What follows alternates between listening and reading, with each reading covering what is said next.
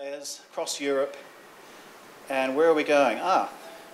We're coming down to another place called Copenhagen. Let's have a look at Copenhagen.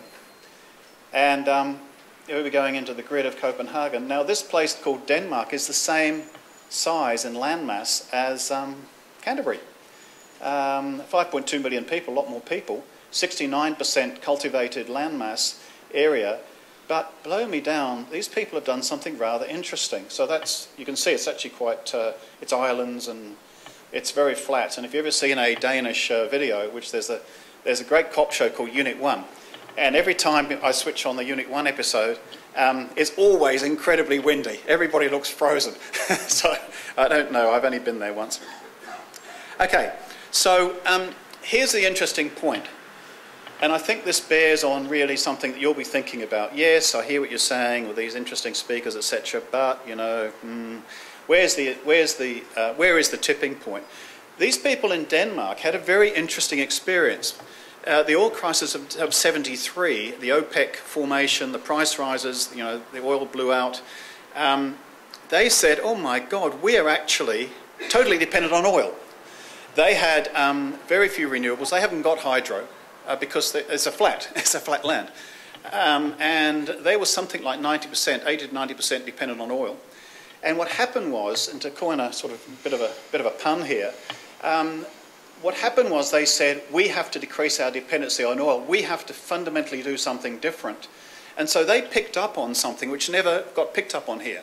Because if you remember about the same time, the OPEC thing, and etc. And blow me down, what happened? We discovered a giant gas field called Maui into the 70s and then into the 80s, and we had to think big. Remember Think Big?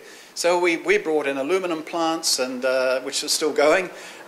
We brought in methanol, etc., etc. We had a bonanza time. We didn't have to worry about it. Remember, what we did do is we set up cars to run on CNG. These people here, meanwhile, were saying, we have a national security problem. We have to fundamentally change the way we deal with energy. And this is before climate change was even particularly a conversation, really, amongst anybody other than I guess, scientists.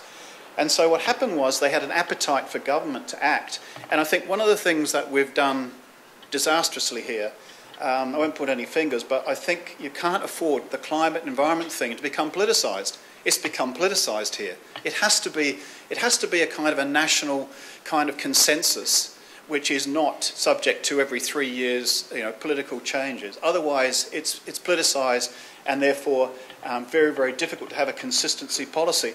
And the business community of Denmark said, fine, you can put incentives, you can put environmental taxes, which they have very large ones, you can put regulations in, but don't change them every time the government changes. Because we can't deal with that. We can't do our job of growing the economy. And the other thing they said was, what have we got? All we've got is this bloomin' wind. Can we make something out of wind? And at that time, who was the #1 country in the world in wind technology? Us. Here. And basically, they acquired our wind technology because no one here was interested in wind technology. Who cares? We had all this gas. And we had 65% renewables called hydro, which was our legacy from the early settlers. So we wouldn't worry about any of that. So it's interesting what the tipping point is, whereby one small country goes one way and another small country goes another way. And so this is what they've done. Basically, this is from 1980 to about 4 years ago. They've actually managed to grow their economy 40%, but they have not increased emissions. This is energy demand, nothing to do with emissions. So their energy demand has remained virtually constant. They've changed the mix, so the renewable energy is the green, which has gradually got bigger. The oil, which they were worried about, which is the grey, has significantly declined, and the yellow is they've put in some natural gas. So they've actually grown their economy by 40% in that period, or more than 40% actually, a lot more. That's 40% in the last 5 years. Without increasing their gross energy. Why? Because the country collectively decided to. So here's a few headlines. Yeah, 1990 to 2005, economy grew 40%. Total greenhouse gas emissions declined. Hang on a minute. We signed up to Kyoto and blow me down, we couldn't reduce our gas emissions over the same period. And our economy sure as hell didn't grow 40%. Economist ranks Denmark as the best place in the world to do business. They have a higher GDP and lower unemployment than for all 15, the average of all 15 EU countries. They've got a higher GDP and lower unemployment. This is as of last year.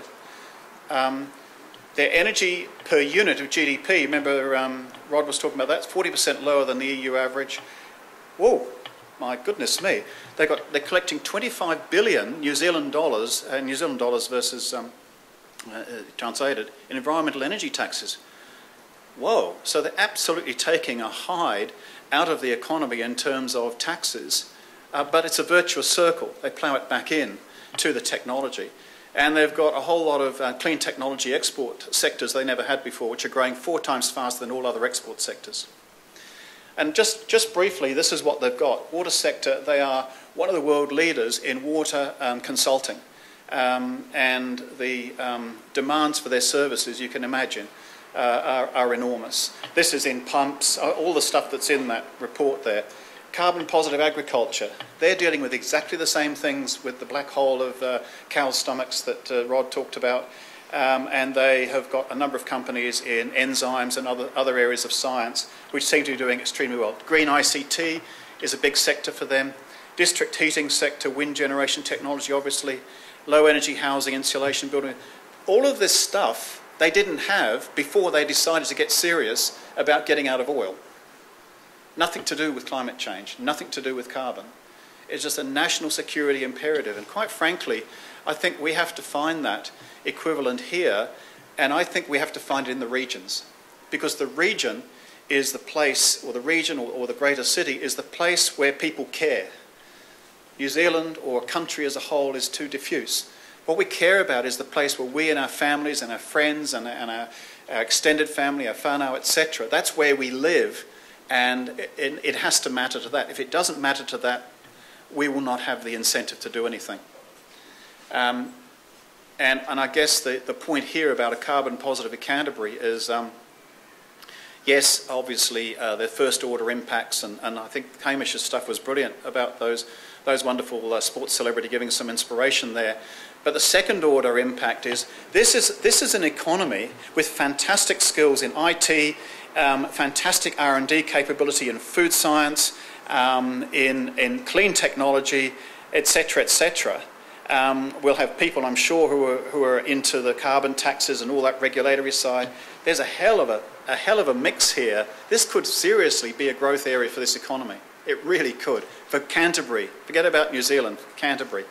And I guess really that's the challenge that's there. And when you think about the Denmark situation, the thing they had we didn't have is they had a national security. They perceived a national security crisis, and they moved and they kept it. Yes, they've had right and left governments since then, so they've had different persuasions of governments, but by and large those governments have not changed the fundamental pathway, and they continue to make some progress. So just a few thoughts, ladies and gentlemen, and I guess Pete will press on.